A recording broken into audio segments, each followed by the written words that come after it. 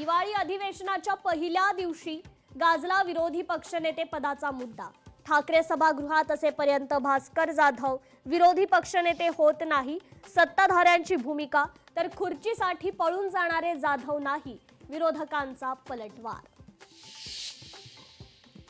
अजित पवार आणि धनंजय मुंडेंनी घेतली मुख्यमंत्री देवेंद्र फडणवीसांची भेट। मतदारसंघातल्या कामासंदर्भात भेट झाल्याची सूत्रांची माहिती।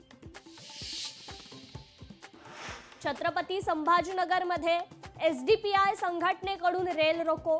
छत्रपती संभाजीनगर रेल्वे स्थानकावर उर्दूतून नाव लिहिण्याकरता आंदोलन।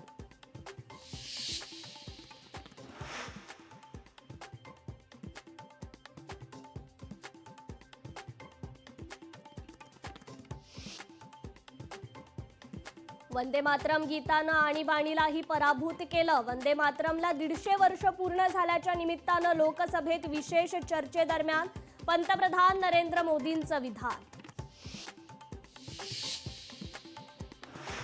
हिवाळी अधिवेशनात 75,000 कोटींच्या पुरवणी मागण्या सादर। पूरग्रस्त शेतकऱ्यांसाठी 15,000 कोटी तर महसूल विभागाकडून सर्वाधिक 15,721 कोटी रुपयांची मागणी।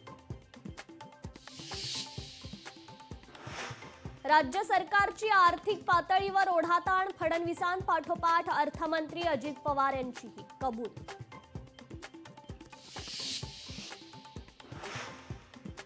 तर भास्कर जाधव आणि मंत्री प्रताप सरनाईक यांची नागपुरात भेट। एकाच हॉटेलमध्ये असल्यानं दोघांमध्ये चर्चा।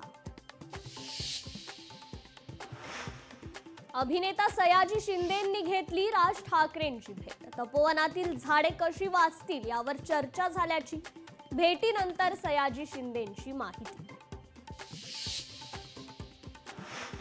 विधिमंडळ परिसरात निलेश राणे रवींद्र चव्हाणांची भेट। माझा लढा व्यक्तिविरोधात नव्हता तर व्यवस्थेविरोधात होता, निलेश राणेंचं वक्तव्य।